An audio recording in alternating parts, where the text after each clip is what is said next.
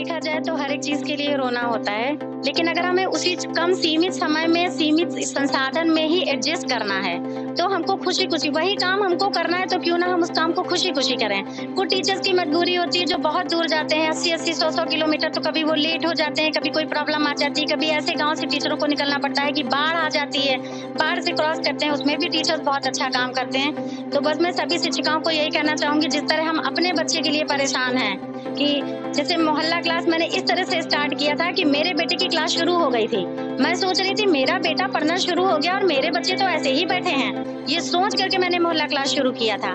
तो अगर हमारे मन में इन बच्चों के लिए अपने ही बच्चों की तरह प्यार और लगाव है तो सब कुछ संभव है। हम ये नहीं कह सकते हैं कि हमारे पास रूम नहीं है, हमारे पास संसाधन नहीं है। NH0 की टीम अभी मल्लाहन खेड़ा गांव गई थी। वहां पर हम लोग ग्रामीणों से मिले थे और उनकी समस्याएं पूछी थी हम लोगों ने। तो शिक्षा व्यवस्था को लेके वो बड़े खुश थे, संतुष्ट थे और एक शिक्षक का नाम जो वो लोग लगातार ले रहे थे, जिनकी तारीफों के कसीदे पढ़ते वो थक नहीं रहे थे, वो थी मोहिनी मैम। और हम लोग उस विद्यालय में अब आ गए हैं जहाँ पर हम लोग को आखिरकार मोहिनी मैम मिल गई हैं। तो हम लोग उनसे जरा बात करते हैं। आपके बारे में बहुत अच्छी चीज बोली गई है कि मतलब विद्यालय में भले ही दिक्कतें हों, चाहे बहुत सारी परेशानियां आती हैं, लेकिन उसको आपने बच्चों तक शिक्षा पहुंचाने में आड़े आने नहीं दी। तो ये कैसे आपने किया? कि मैंने जो कुछ भी किया 2013 में यहाँ पर 68 बच्चे थे और यहाँ पर मतलब बच्चों का आने जाने का कोई भी ना नियम था, ना स्वच्छता पर विशेष ध्यान दिया जाता था, बस ऐसे ही स्कूल चल रहा था। 2013 में जब मैं आई तो मैंने देखा कि सबसे पहले कि ऐसा क्यों है कि बच्चे जैसे 68 हैं लेकिन 40 ही बच्चे हैं, 35 ही बच्चे रेगुलर आ रहे हैं, अटेंडेंस बढ़ नहीं रही है। तो मैंने काफी टाइम तक घर घर सर्वे किया, मतलब लोगों से ये जानने की कोशिश करी कि आखिर क्या प्रॉब्लम है। बहुत से लोगों ने बोला कि मैम खाने को तो है नहीं, कॉपियां कहाँ से खरीदेंगे, पढ़ाने से क्या फायदा, धान बुआई है या कोई भी चीज होती है तो इनको 80 रुपए एक दिन की लेबर मिलती है। तो बोले मैम हमारा बच्चा जब यही कमा लेता है तो स्कूल में जाकर के क्या पढ़ेगा। फिर काफी उनको समझाया तो वो लोग रेडी हुए, मैंने कहा कॉपी किताब सब कुछ मैं दूंगी, सिर्फ आपको अपना बच्चा टाइमली स्कूल भेजना है। यहाँ तक कि स्टार्टिंग में मुझे ये प्रॉब्लम आई कि कुछ मम्मियों ने बोला कि प्राइवेट स्कूल बहुत अच्छे हैं, सरकारी स्कूल अच्छे नहीं हैं। तो मैंने बोला ऐसा क्या है, यहाँ भी पढ़ाई वैसी ही होती है, इतने ट्रेन टीचर्स हैं, कुछ तरह से आपको हेल्प मिलेगी। तो मैं अपने विद्यालय आई, उसके बाद मैंने सबसे पहला जो काम किया अपने विद्यालय के सौंदर्यीकरण पर ध्यान दिया, क्योंकि जब हमारा माहौल अच्छा होगा, वातावरण विद्यालय का अच्छा होगा तो पढ़ाई में भी बच्चों को मन लगेगा।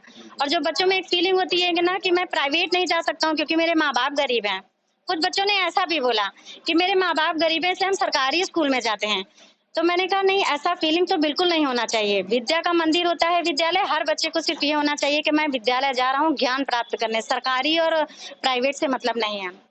उसके बाद मैंने बच्चों को किस तरह लाने की कोशिश करी, मेरे यहाँ की स्ट्रेंथ कंटिन्यू बढ़ती रही, 68 हुई, 75 हुई, आज हमारे यहाँ बच्चे 172 क्रॉस कर रहे हैं। अभी भी मेरे यहाँ बैठने की जगह नहीं है, मुझे नो बोर्ड लगाना पड़ रहा है, लेकिन पेरेंट्स इतना ज्यादा फोर्स कर रहे हैं कि आप एडमिशन लीजिए हमारे यहाँ। बस ऐसे ही हमारे यहाँ अटेंडेंस चल रही है, बढ़ती ही जा रही है और इन सब में मेरा सबसे ज्यादा सहयोग अभिभावकों का रहा। अच्छा, यहाँ पर मैंने अभी पूरा देखा भी आपके द्वारा ही, यहाँ पर सारे क्लासरूम में गया और कई सारे बच्चों की एक अलग ही खूबी है। जैसे कि कोई बच्चा योगा में यहाँ पर माहिर है, बल्कि क्लास फर्स्ट का बच्चा है। एक बच्ची ऐसी है कि उसको सारे राज्यों के राजधानी के बारे में पता है, सारे 28 राज्यों की राजधानी के बारे में पता है और क्लास 1 की मेरे ख्याल से बच्ची है। तो ये अलग से खूबी कैसे मतलब आपने उनमें डेवलप की कि इतनी कम उम्र में भी उनको ये सारी चीजें मतलब पता है? बच्चों को जो है याद करने की क्षमता का विकास करना बहुत जरूरी होता है। बच्चों को पढ़ाना, ब्लैक बोर्ड से देखकर पढ़ना वो सब कर लेते हैं, लेकिन एक मेमोरी शार्प करना है तो हमें उन्हें कुछ अलग तरह से कराना है।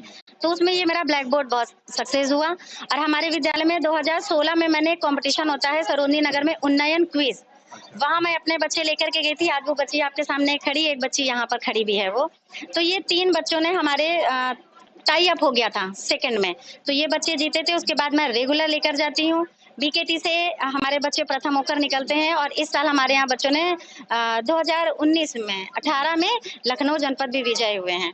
तो इस तरह अब कोरोना टाइम था, कोरोना टाइम में बच्चों को ऑनलाइन पढ़ाना था, तो मोबाइल पर हमारे यहाँ बच्चों के प्रेरणा साथी बनाए गए थे। हमारे विद्यालय में 10 प्रेरणा साथी हैं, जिसमें कुछ का बहुत अच्छा रिस्पॉन्स। मैं पूछने ही वाला था कि जब ये कोरोना काल आया तो फिर वहाँ पर तो स्कूल सारे बंद हो गए थे, तो कैसे वो पूरी व्यवस्था की गई? हाँ, तो उसके लिए मैंने मम्मियों का सहयोग लिया। कोरोना टाइम पर भी मैंने पिछले साल से, मतलब जब से कोरोना चल रहा है, मोहल्ला क्लास जा करके हर जगह मैंने घर पे बना रखे थे।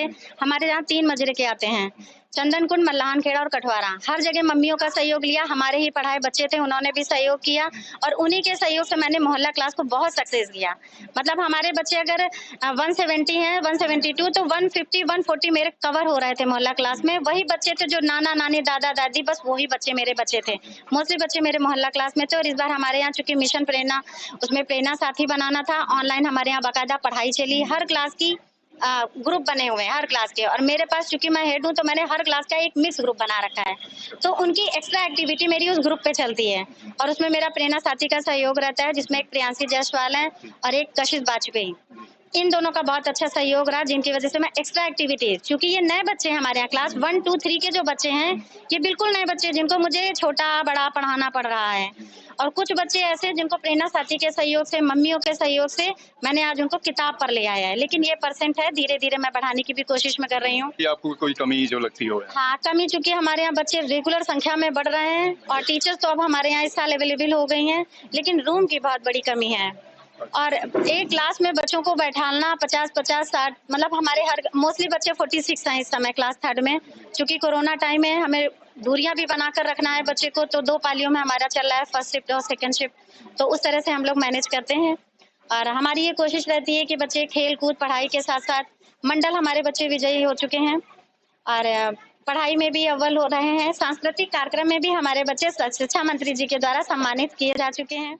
आपकी ये कोशिश जो है, मैं कहता हूँ कि लगातार बरकरार है और ऐसे शिक्षा प्रणाली अगर लगातार रहती है और ऐसे शिक्षकों का सहयोग विद्यालयों को, प्राथमिक विद्यालयों को लगातार मिलता है, तो फिर इससे बेहतर क्या होगा? स्कूल में वाकई में सारे स्कूल एक जैसे नहीं हो सकते हैं, कुछ सिस्टम की दिक्कत होती है, लेकिन अगर शिक्षक अच्छा बेहतर मिल जाता है आपको, तो फिर उसके बाद फिर बच्चों की जो पढ़ाई होती है, उनका जो शिक्षा का जो स्तर होता है, वो लगातार बढ़ता जाता है। ऐसे शिक्षकों की वजह से ही ये सारी चीजें संभव होती हैं। एनएस जिलों की ये कवरेज अभी आपको कैसी लगी, आप हम लोग को जरूर बताइएगा।